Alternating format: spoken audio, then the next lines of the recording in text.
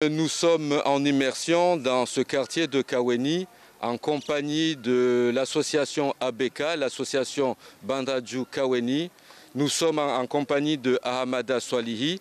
Alors Ahmada, qu'allons-nous voir aujourd'hui? Je vais vous présenter ce quartier et ses habitants. On fait de prévention, de médiation. C'est très important pour nous rendre visite à ces familles. On va aller discuter avec eux pour partager l'idée, pour partager. Si vous avez des soucis, on partage, on discute avec une personne, ça va soulager un petit peu le cœur. Ils viennent prendre de nos nouvelles régulièrement et voir si on ne rencontre pas de problèmes particuliers dans nos foyers. Ce quartier de Bandraju, qui compte 690 habitations, voit sa population augmenter d'année en année. Je suis arrivé dans ce quartier en 2002.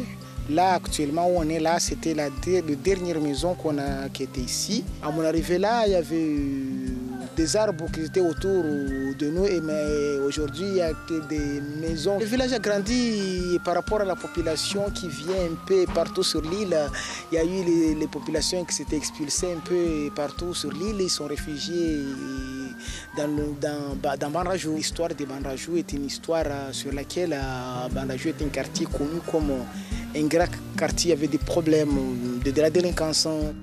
Aujourd'hui, près de 4000 personnes y habiteraient dans des conditions de vie difficiles, avec par exemple un unique accès à l'eau pour tout le village. Depuis en 2010, on a eu beaucoup de négociations avec l'État pour qu'on puisse avoir cette borne fontaine qui était compliquée parce qu'il n'y avait pas de réseau dans le quartier. Et ça fait changer beaucoup pour la population de Bandraju. Il nous en faudrait d'autres fontaines parce que nous sommes nombreux ici dans ce quartier. Une situation d'autant plus difficile que les nouveaux arrivants s'installent de plus en plus haut dans les collines.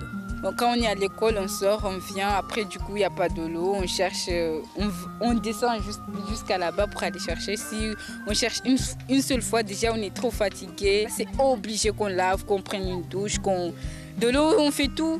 De l'eau c'est pour la vie, c'est la vie. Le balai des seaux et bidons d'eau n'est pas près de s'arrêter.